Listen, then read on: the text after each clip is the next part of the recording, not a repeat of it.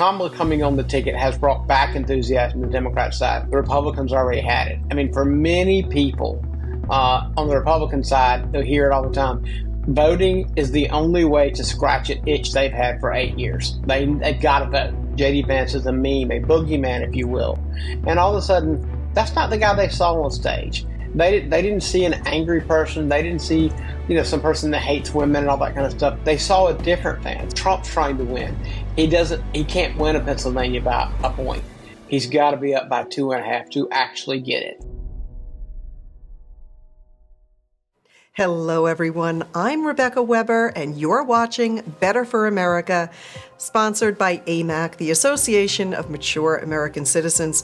Folks, I'm thrilled to introduce my next guest. His name is Robert Cahaly. He is the chief pollster at the Trafalgar Group, and he is one of the most accurate and innovative pollsters in the country.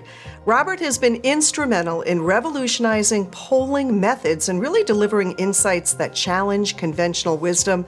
His expertise in political polling and voter behavior has earned him national recognition, making him a really trusted voice in analyzing elections and public opinion.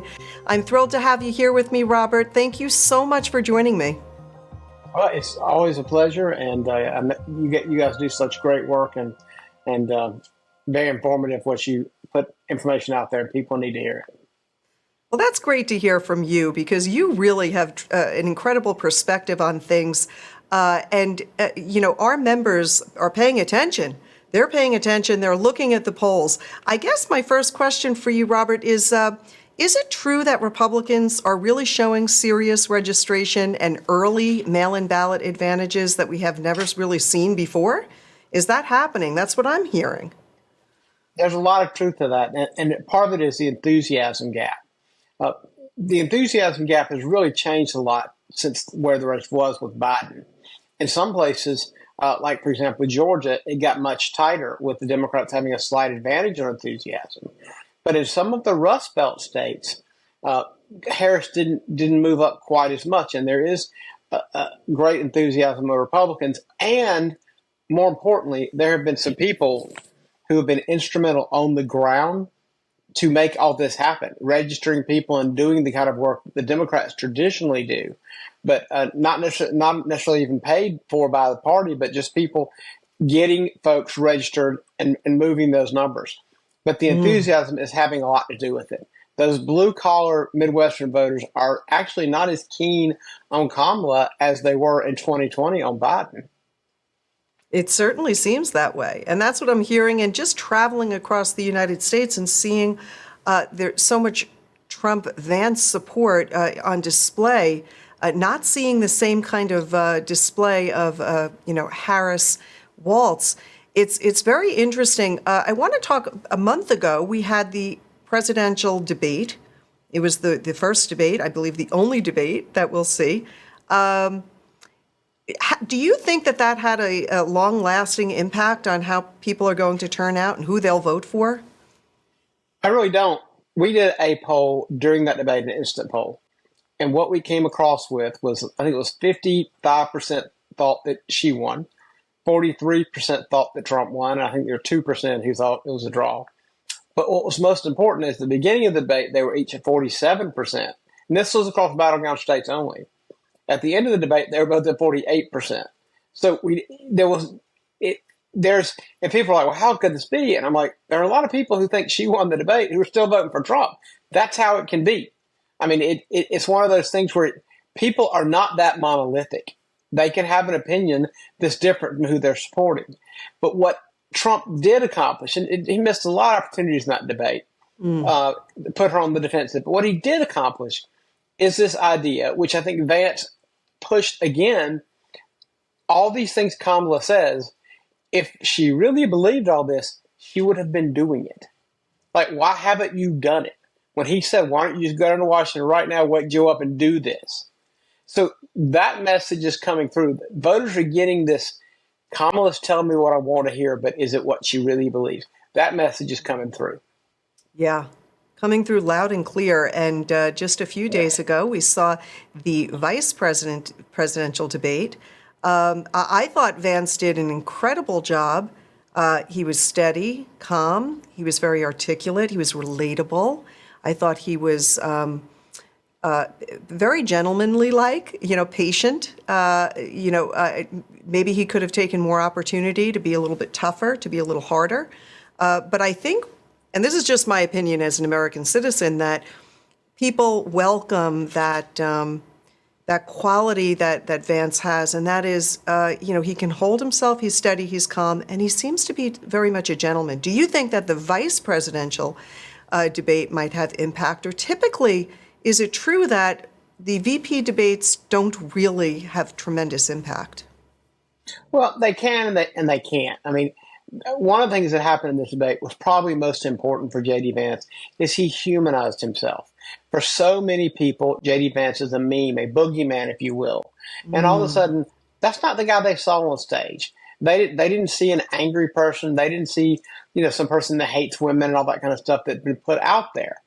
They saw a different Vance. I mean, and he started off extremely articulate on the question about, the disaster with the hurricane, to go right to, if you really cared about it, you would onshore this and just boom, boom, boom, to say, yes, if you really care about this issue, and it's not just about socialism, here are the steps you would take, and you haven't taken those steps. And so that's an argument that I've been waiting to see some conservatives make, that Western Europe and America are the most efficient places with the least amount of pollution, and every time you build something somewhere else, you're contributing to pollution instead of making it less. And so that's an environmental argument that people on the conservative side can win. And I think he articulated that well. And even on the abortion, I thought the way he said, decided by the states, my state didn't vote the way I wanted him to, but that's the way it's supposed to be. Like, he respected that they made a decision. It wasn't what he wanted, but that was the way they did it, and it was the way it should be. Yeah. I thought he showed real maturity there. Yeah, I'm with you there all the way, Robert.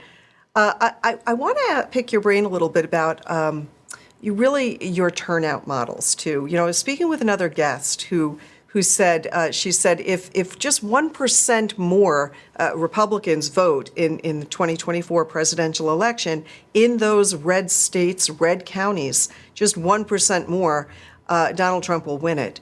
But how do we know who's going to vote this time around? Do you have any turnout models that speak to maybe this enthusiasm and the number of people that will, in fact, vote early, vote on Election Day?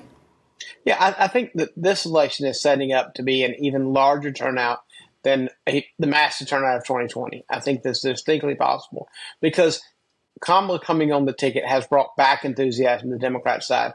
The Republicans already had it. I mean, for many people on the Republican side, they'll hear it all the time. Voting is the only way to scratch an itch they've had for 8 years. They've got to vote. I mean, it drives them crazy. They can't wait to vote. It's like they want to vote and put a flag in the ground and declare victory. Because they're angry, and they want to see a change. And so I think that you're going to have very big turnout. We're looking at the impact of the newly registered, people that have registered since the 2022 election, looking at the patterns of what happened in 22. I think a lot of those will be back. And it's just all these models need to include this. But models can only go so far. As I always say, we can only predict people. We can't predict ballots. And in places with voter ID, I can tell you a lot better than in places that are all mail-in without voter ID. That's a lot harder to poll for obvious reasons. Well, you said in 2020 that Trump could win Pennsylvania, but he would lose it due to fraud if he didn't win by a really wide margin. Now, I saw that in 2016 too. And 2016, that's right. So do you feel that that's still the case, considering that the Pennsylvania Supreme Court just ruled that mail-in ballots must be postmarked before election night, which is really wise? I mean, that should be across all states. We shouldn't be voting after Election Day. Well, it should be, but there's still a lot of things that happen in the city of Philadelphia that are just, and there's been there's been hundreds of articles written about this. I'm not going to rehash it. Anybody who doesn't think there's problems in the elections in Philadelphia has clearly never been there and never seen the things that happen with their voter court and everything else they have. So there's a lot that goes on. I do believe that the best way for if Trump's trying to win, he can't win a Pennsylvania by a point. He's got to be up by 2.5 to actually get it with what could and may or may not happen. The other thing is the Democrats are much, much better at ground game organization to get out the vote. Whereas Republicans talk about sending dozens of people, Democrats send hundreds of people. I mean, I remember the Georgia Republican and Democrat runoff of 2021. They put 1,000 people on the ground here in Georgia, 1,000 staffers. Wow. And it was amazing. And they do that kind of work. So, you always talk about like out kicking your coverage. Well, the Democrats can outdo the polls by a point to a point and a half simply with their get out the vote effort. So then what margin does Trump need really to win to make this thing too big to rig? Well, that's your expression, not mine, but obviously. But no, I would tell you he needs to win Pennsylvania by 2.5. He needs to win Arizona by 1.5, and probably a point in Michigan, and maybe 1.5 in Georgia, and around a point in Wisconsin. And I've learned the hard way. I'm not going to predict anything about Nevada. But North Carolina, on the other hand, I know a lot about North Carolina elections, and I just don't think there's any shenanigans. I think it'll be what it is. Interesting. And Robert, what I found really fascinating was that you had developed this shy Trump voter theory, which it really says, it speaks to, tapping into people who won't say out loud or up front that they will vote for their candidate, but they will say, oh, I'm pretty sure my neighbor will. Tell us a little bit about that. And do you see that polls people are reluctant to sometimes tell the truth because they want to keep their ballot secret? Well, it's interesting. It's completely moved in the reasoning. In 2016, it was this idea of, Hillary saying it was a basket of deplorables. And you had people that were just the kind of folks who just didn't want to deal with all the nonsense from their, friends knowing they were going to vote for Trump. They might have been voting for Trump. They wouldn't put a yard sign in the yard. They just didn't want to deal with it. And so it was kind of like they were shy. They just wanted to do it and, cast their vote alone. If we talk about a lot of the husbands did not want to tell their wives they're voting for Trump. Now, in 2020, it wasn't quite as much of that because it was very much out and, Trump was an incumbent. But now it's kind of changed because, with all the stories about, people who are praying on a street corner for an abortion clinic, have, the feds come in their house with guns drawn, and this idea that the Department of Justice may be weaponized against conservatives and all of the canceling. People don't want their name on a list. They are very concerned. Who are you? What are you doing with this information? We get that a lot. So yeah. It's like, one, they were shy, and now they're a little scared. They're a little scared because they don't know what's going to happen. I mean, in the same way that gun owners will tell you they don't believe in gun registration because they don't want there to exist a list of where all the guns are, it's very much the same feeling. But they don't, people, they don't know what's going to happen with that. So, we make a point, have it on our website, guarantee anonymity. When we pull the voter list, the first thing we do is delete all the names. And we start from there. We don't know the names. You can hack our site. You can't get the names because they're gone. Yeah. And, not that I'm invited by hack a site. I'm just saying they did that in 2020. But I'm just saying it's important that you protect people's identity. Yes. And that you honor that. And, we try to have a reputation for doing that. But a lot of the times people don't know whether it's a real poll or just somebody trying to make a list of who's for who. Yeah. It's interesting. My mother's perspective on this whole, who's going to win in Trump, Vance, and Harris, Waltz. She's looking at the vice president. She's saying, you know what? Trump might not be the perfect candidate, but I really like Vance. And after all, Trump's only got 4 years. Do you think that that's playing into people's minds? Because there are a lot of people who think Trump, they just don't like his delivery, his style. They think he's rough around the edges, maybe offensive. But as we saw in Vance, he really is very Reagan-esque. Do you think that is something in the recesses of the voter's mind? Yeah, I mean, I think you've got some of that, but the thing about Trump is your opinions are baked in. Yeah. There's not anything new that people are learning about Trump. The reason that Kamala's having trouble now is she started as kind of a clean slate. And so when you're a clean slate, you really can only go down. It's not like they can find a bunch of things about you. Go, oh, really? I really like her more.